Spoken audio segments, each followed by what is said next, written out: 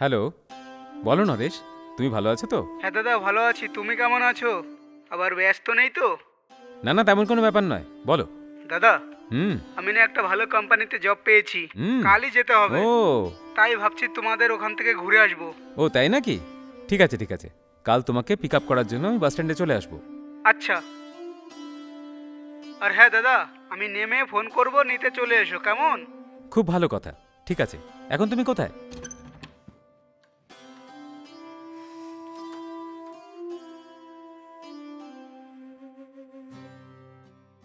Hello দাদা, আমি তো চলে এসেছি।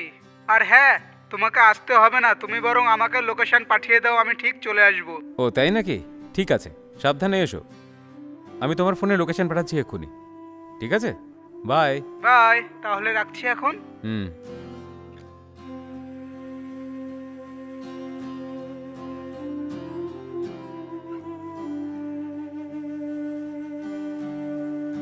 কি গো, কার ফোন ছিল? আমার ভাইয়ের ফোন ছিল, ও কাল সকালে এখানে আসছে। কি বলছো কি? এরকম হঠাৎ আসবে কেন?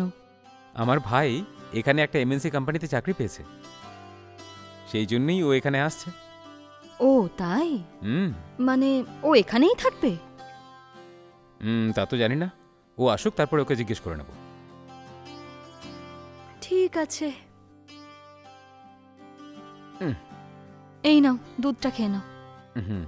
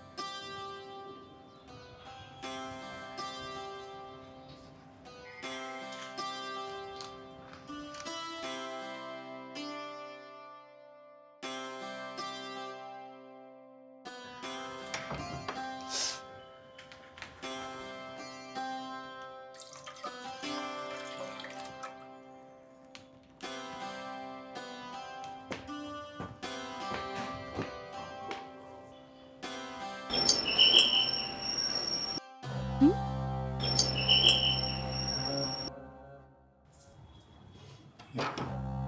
আরে বৌদি, ভালো আছো?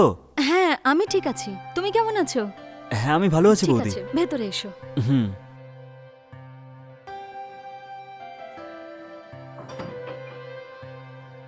আচ্ছা শোনো, তুমি ভেতরে গিয়ে হাত মুখ ধোও, আমি চা নিয়ে যাচ্ছি। আচ্ছা ঠিক আছে। আ, আ, হুম। ওরে বাপ রে।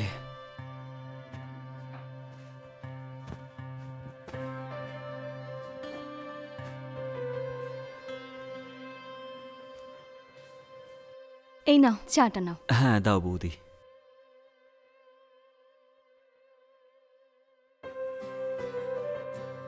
বৌদি, দাদা কোথায়? ও ভেতরে বেডরুমে ঘুমাচ্ছে, এক্ষুনি চলে আসবে। ও আচ্ছা, তাই নাকি? ঠিক আছে ঠিক আছে। হুম। বৌদি, চাটা তো খুব সুন্দর হয়েছে। সত্যি? Thank you.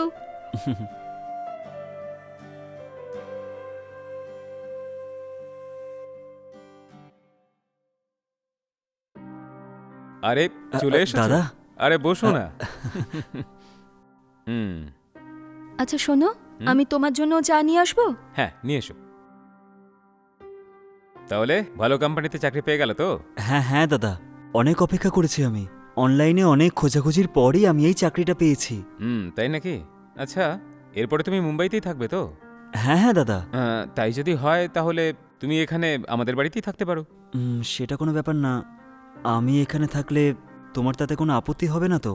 এই, তুমি তোমার নিজের ভাই, তুমি থাকলে আমার কি আপত্তি হতে পারে? আর তাছাড়া এখানে আমি আর তোমার বৌদি থাকে, আর যদি তুমি থাকো তাহলে আমাদেরও হেল্প হয়ে যাবে, ঠিক কি না? এটা তো ঠিকই বলেছো। এই নাও চা। হ্যাঁ। চা খেয়ে রেডি হয়ে নাও, আমি জলখাবার করছি। হ্যাঁ ঠিক আছে।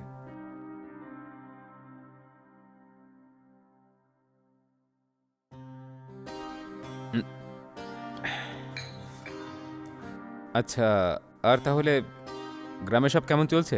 কি বলবো দাদা, বলার মতো তো কিছুই নেই। তুমি তো ভালো চাকরি পেয়েছো, তুমি কি আমাদের একটা পার্টি দেবে না? দেখো, স্যালারি পেয়ে গেলেই আমি তোমাকে পাক্কা ট্রিট দেবো। খুব ভালো, ওকে।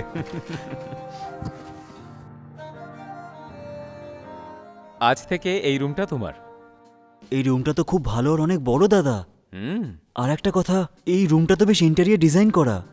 মনে হচ্ছে এই বাড়ির ভাড়াটাও অনেক বেশিই হবে। কি করে দাও তুমি দাদা? দিতে হয়, আমার বড় বাড়ি দরকার ছিল, তাই আমরা এখানে এসে আছি। একটা কথা বলবো, এই বাড়িটা অন্য কারণ নয়, আমার এক বন্ধুর। আমার বন্ধু ফ্যামিলির সঙ্গে বিদেশে আছে, সেই জন্য কম ভাড়ায় ও আমাকে এই বাড়িটা দিয়েছে। তাই নাকি? তাহলে এই বাড়ি ভাড়া কত? ভাড়া তো খুবই কম, মাত্র 25,000 টাকা। এটা কি বললে? 25,000 টাকা নাকি? আমার জন্যই 25,000 টাকা দিয়েছে ও। যদি ও অন্য কাউকে দিত না তাহলে 50,000 টাকা পেত। ও, এই ব্যাপার। হ্যাঁ ভাই। ঠিক আছে, তুমি গিয়ে স্নান টান করে এসো। হুম। হুম।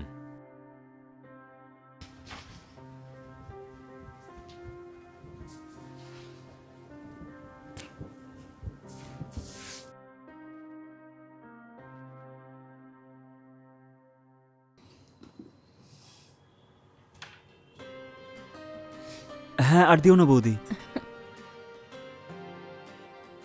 হুম, ব্যাস।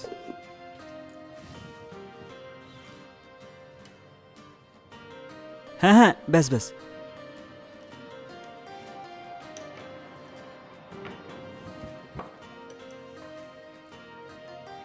ঝাল চাটনি দেবো? একটু। ব্যাস ব্যাস। তুমি নেবে? না না, ঠিক আছে ঠিক আছে। বৌদি, খাওয়াটা তো খুব ভালো হয়েছে। তাই নাকি? ভালো করে খাও।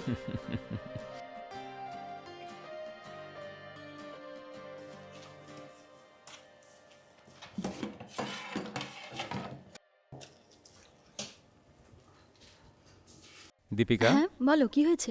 নরেশ গ্রাম থেকে এসেছে না, ওর জন্য মাটন নিয়ে আসছি আমি। হ্যাঁ ঠিক আছে। হুম।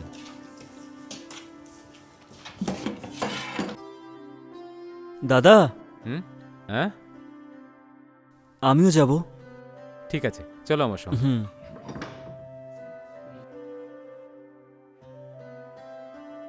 কি নরেশ, আমরা এইভাবে বাইরে বেরিয়েছি অনেকদিন হয়ে গেছে না? হ্যাঁ দাদা, আগের বছর পুজোর সময় তুমি আমাদের বাড়িতে এসেছিলে, তারপরে আজই তোমাদের সাথে দেখা হলো আমার। আচ্ছা একটা কথা বলো, গ্রামের বৃষ্টি ঠিকঠাক হচ্ছে তো? না দাদা, ওদিকে তো বৃষ্টিই হচ্ছে না। আরে এ কি বলছো তুমি?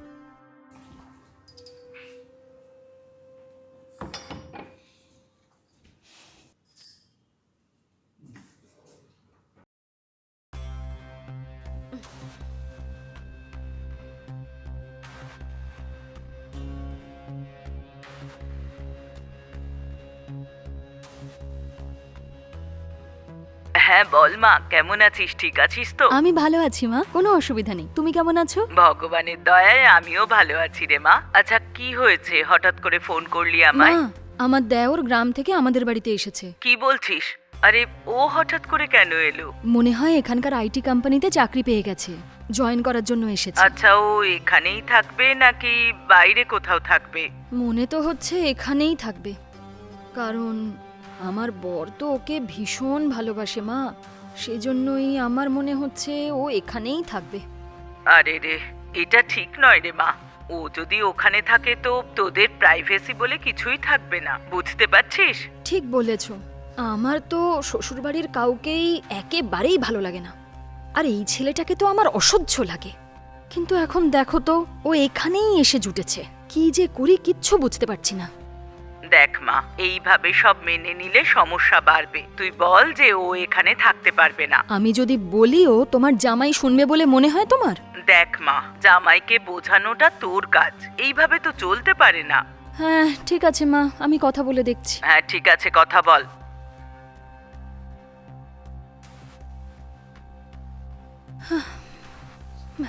কি যে হবে।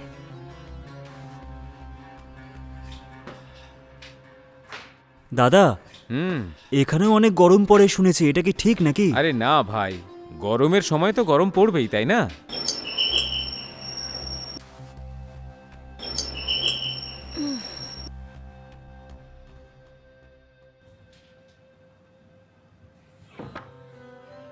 এসো এসো।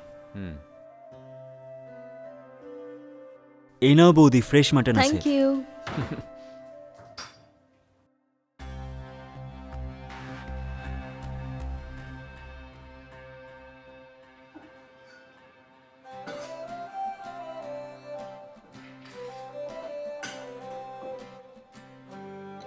হ্যাঁ হ্যাঁ, ব্যাস ব্যাস বৌদি।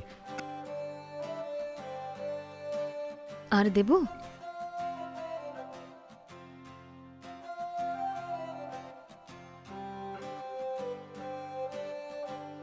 হ্যাঁ হ্যাঁ, ব্যাস। হুম, হুম। বৌদি, দাদা বললো তুমি নাকি বিরিয়ানি খুব সুন্দর রান্না করো। প্রথমে তো বিশ্বাসই হচ্ছিল না আমার, কিন্তু এই যে বিরিয়ানিটা বানিয়েছে এটা সত্যিই খুব ভালো হয়েছে, খুব টেস্টি হয়েছে বৌদি। তোমার বৌদির হাতে বানানো বিরিয়ানি খুবই বিখ্যাত, আর তোমার বৌদিকে এই বিষয়ে কেউ হারাতেও পারবে না। ঠিক বলেছো দাদা। ঠিক বলেছে কিনা? কি যে বলো না, ওর সামনে আমার এত প্রশংসা করতে হবে না, আগে ভালো করে খেয়ে নাও। হুম, আচ্ছা ঠিক আছে বৌদি।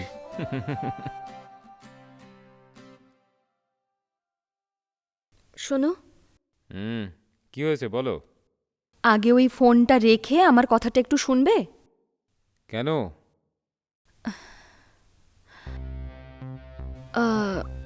না মানে আমার তোমার সাথে একটু দরকারি কথা ছিল।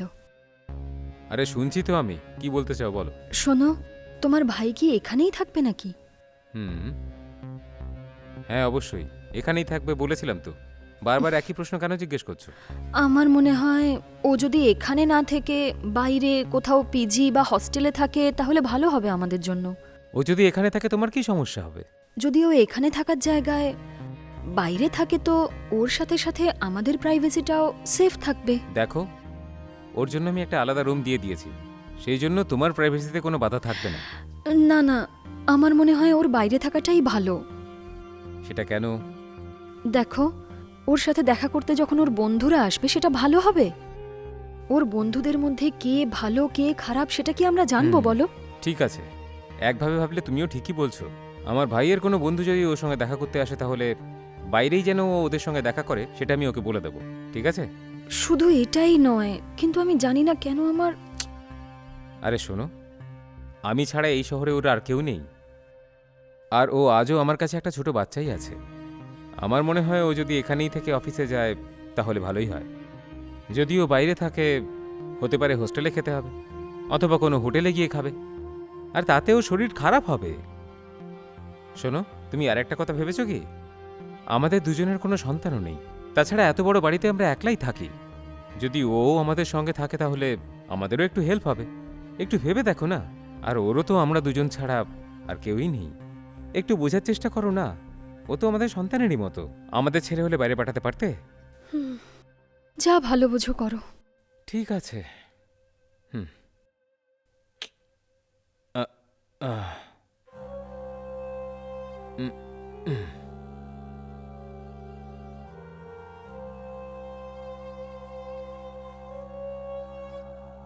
নরেশ, হুম। নরেশ, হ্যাঁ, বলো বৌদি। তোমার জন্য চা এনেছি আমি। এবার তাড়াতাড়ি উঠে ফ্রেশ হয়ে নাও, আজকে তোমার অফিসের প্রথম দিন না? হুম, তাড়াতাড়ি ফ্রেশ হয়ে অফিসের জন্য বেরো। ঠিক আছে বৌদি।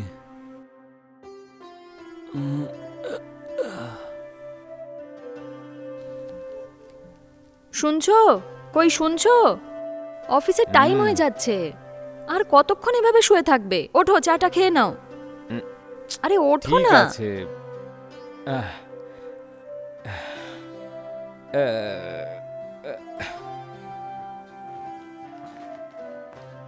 দাদা হুম? আমি অফিস যাচ্ছি।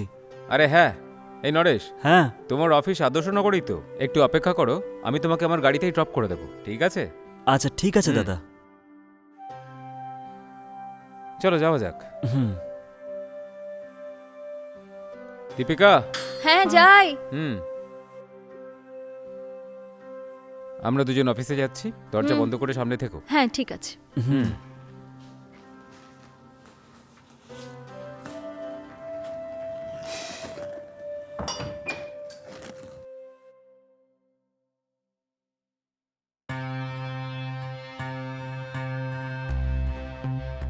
হ্যালো, বল মা, খাওয়া হয়েছে? না মা, একটু আগে ওর ভাইয়ের সাথে অফিসে বেরোলো, আমি পরে খাবো। ঠিক আছে। আচ্ছা, তুই কি জামাইয়ের সঙ্গে কথা বলেছিস ওর ভাইয়ের ওখানে থাকার ব্যাপারে? জামাই কি বললো? আমি তো আমার কথা বলেছি, কিন্তু মনে তো হয় না ও শুনবে। ওর ভাই ওর সাথেই থাক, এটাই ও চায়। এসব কি বলছিস তুই? জামাই এই কথা বলেছে? সেটাই তো বললো। কি যে করি কিচ্ছু বুঝতে পারছি না মা। ওই ছেলেটা যদি এখানে থাকে আমাদের জীবন অতিষ্ঠ হয়ে উঠবে। তুই একদম ঠিক বলেছিস, আমিও বুঝতে পারছি না কি করব। আচ্ছা শোন, তুই কিছু ভেবেছিস? কোনো প্ল্যান মাথায় এসেছে? যে করেই হোক ওই ছেলেটাকে এখান থেকে তাড়াতে হবে। তাহলে তার জন্য কিছু ভেবেছিস তুই? কিন্তু কি যে করি কিছু বুঝতেই পারছি না। কোনো না কোনো উপায় বার করে তোর স্বামীকে বলে ওকে অন্য কোথাও পাঠা, বুঝেছিস? হ্যাঁ বুঝেছি মা। আচ্ছা রাখছি আমি।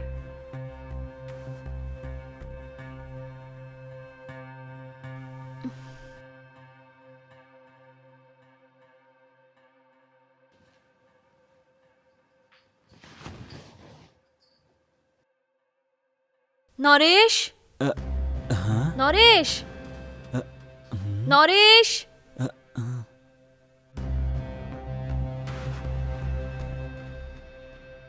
নরেশ। হ্যাঁ আসছি বৌদি। আরে সরি বৌদি, সরি সরি, ক্ষমা করে দিও আমাকে। এই তুমি এখানে কেন? বাইরে যাও। আরে আরে সরি বৌদি, আগে বলো আমার রুমে কেন এসেছো? ভুল হয়ে গেছে বৌদি। তুমি এখানে আমাকে শাড়ি পরতে দেখতে এসছো? না না বৌদি, আমি তো নিজের রুমে বসে মোবাইল দেখছিলাম, তুমি তারপরে তো আমাকে ডাকলে। ডাকলাম বলে তুমি পারমিশন না নিয়ে আমার বেডরুমে ঢুকে পড়বে? না না বৌদি। কারোর ঘরে ঢোকার আগে পারমিশন নিতে হয়, এটুকুও জানো না তুমি? আমাকে ক্ষমা করে দিও বৌদি। হে ভগবান, এই অপমান আমি কি করে সহ্য করব? না জেনে ভুল হয়ে গেছে, ক্ষমা করে দিও বৌদি। তোমার ডাক শুনেই আমি কিছু না ভেবেই চলে এসেছি বৌদি, ক্ষমা করে দাও বৌদি। জেনে শুনে আমি কিচ্ছু করিনি বৌদি, প্লিজ ক্ষমা করে দাও।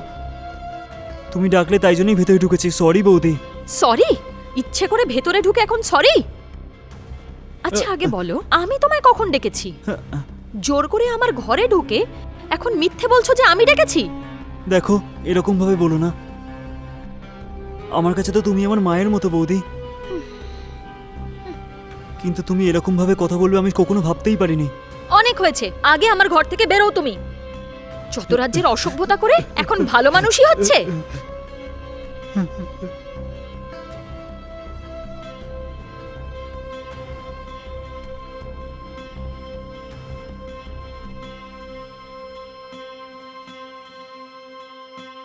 ছি,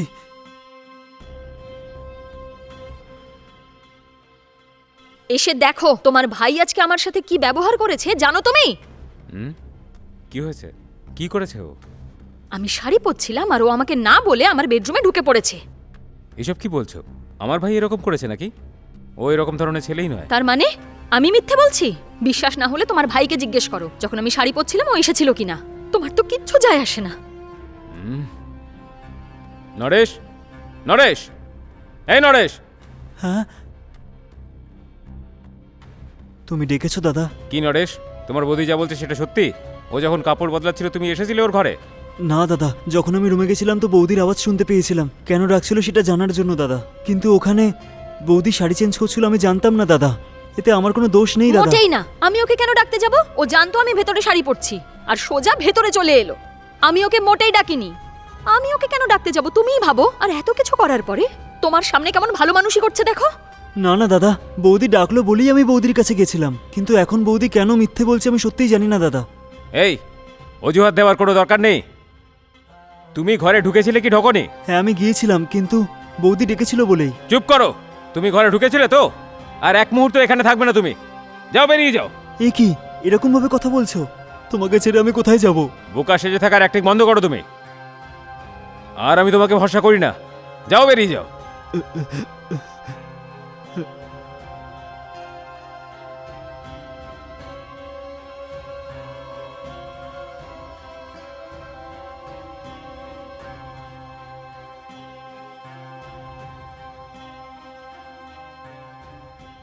সরি দীপিকা, তুমি আমাকে আগেই বলেছিলে যে ওর এখানে থাকাটা ঠিক হবে না, কিন্তু আমি তোমার কথা শুনিনি। ওকে আমি এখানে থাকতে দিয়েছি বলে তোমার অসুবিধা হয়েছে না? ক্ষমা করে দাও দীপিকা।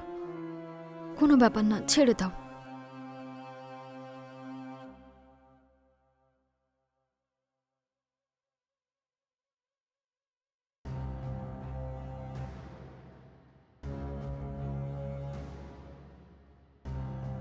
ওফো, আমার ফোনে রিচার্জ করার জন্য আমি কালই ওকে বলেছিলাম, এখনো করেনি।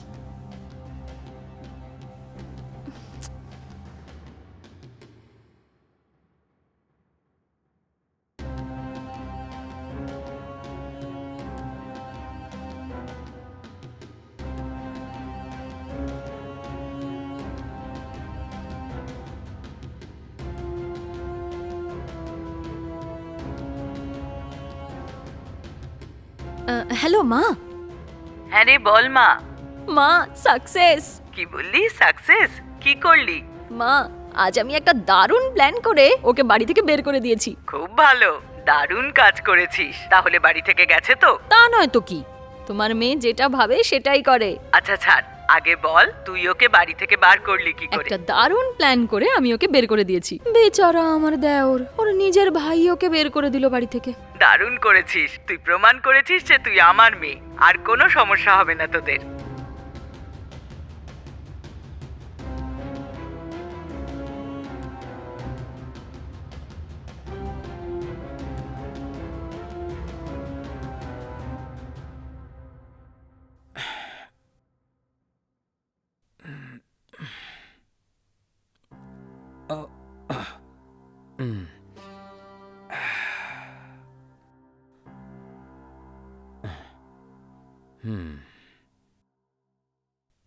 এ কি, আমার ফোন থেকে দীপিকা ওর মায়ের সঙ্গে কথা বলেছে?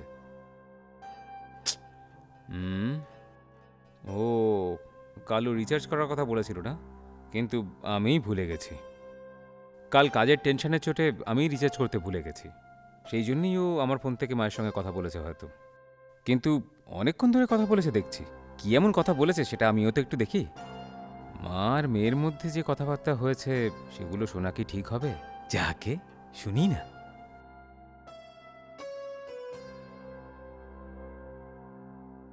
মা, সাকসেস। কি বললি? সাকসেস? কি করলি? আমি যেমন প্ল্যান করেছিলাম ঠিক তেমন হয়েছে। এবার আমি আরামসে থাকবো। খুব ভালো, দারুণ কাজ করেছিস। তাহলে বাড়ি থেকে গেছে তো? আচ্ছা ছাড়, আগে বল তুই ওকে বাড়ি থেকে বার করলি কি করে?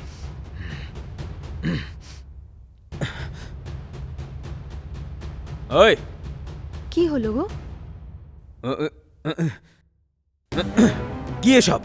তা নয় তো কি, যখন আমি বলেছিলাম ও কি আমার কথা শুনেছিল? সেই জন্যই তো এত প্ল্যান করে ওকে এখান থেকে তাড়াতে হলো। এই জন্মে তো আর আমার বাড়িতেও আসবে না। তোমরা দুজন মা মেয়ে প্ল্যান করে আমার ভাইকে এখান থেকে তাড়িয়ে দিলে, তাই তো? এটা কি তুমি ঠিক করলে?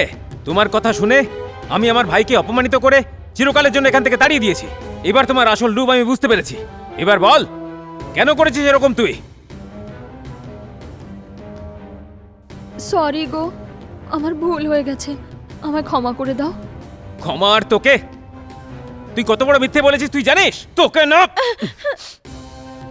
এই, এখনো ও ছোট বাচ্চার মতো। যদি অন্য কেউ ওর ব্যাপারে এইসব কথা বলতো আমি মোটেই বিশ্বাস করতাম না। তুই বলেছিলি তাই আমাকে বিশ্বাস করতে হয়েছে। তুই আমাকে মিথ্যে বলেছিস। আমার ভরসাতেই আমার ভাই এখানে এসেছিল। ওকে মিথ্যে অপবাদ দিয়ে আমাকে দিয়ে তুই ওকে এখান থেকে তাড়িয়ে দিয়েছিস। তোর কথা শুনে আমি বিরাট বড় ভুল করে ফেলেছি।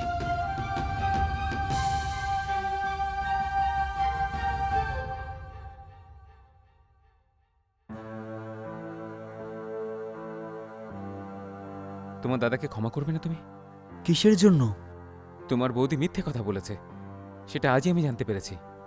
তুমি খুবই ভালো ছেলে, কিন্তু তোমার বৌদি ওর মায়ের কথা শুনে তোমার উপর মিথ্যে অভিযোগ চাপিয়ে তোমাকে বাইরে বের করে দিয়েছে। আর ওর কথা শুনে আমিও তোমাকে বাড়ি থেকে ঘর ছাড়া করেছি।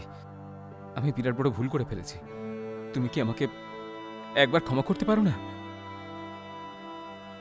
যা হয়ে গেছে ভুলে যাও, চলো আমার সঙ্গে। না দাদা, আমি যাব না। আমি বাইরেই কাটিয়ে দেবো। আমি ওই দিন তোমাকে অনেক করে বললাম, কিন্তু তুমি বৌদির কথা শুনে আমাকে বাড়ি থেকে বের করে দিলে। ওই দিন তোমার কথাগুলো শুনে আমার কতটা কষ্ট হয়েছে তুমি কি জানো? তুমি ভাবলে কি করে যে তোমার ভাই এতটা খারাপ? কিন্তু তোমার ওপর আমার কোনো রাগ নেই। তুমি ভেতরে আসতে বৌদি তোমাকে যা কিছু বলেছে তাতে তোমার রাগ করাটাই স্বাভাবিক দাদা। যদি তুমি ডাকার পর আমি যদি আবার ওই বাড়িতে যাই, তাহলে আমার দম বন্ধ হয়ে আসবে। যদি আমি ফিরে যাই, যখনই বৌদি আমাকে দেখবে তখন তারপরে উনি ওনার ভুলটা বুঝতে পারবেন। না দাদা, তুমি শান্তিতে থাকো। আমি একটা পিজিতে জয়েন করেছি দাদা, আমার এখানে থাকতে থাকতে অভ্যেস হয়ে যাবে। দেখো, ব্যাপারটা সেরকম নয়। আমি এটাই বলতে চাই যে আমাকে ক্ষমা করে দাও, তুমি এখন যাও দাদা। ঠিক আছে।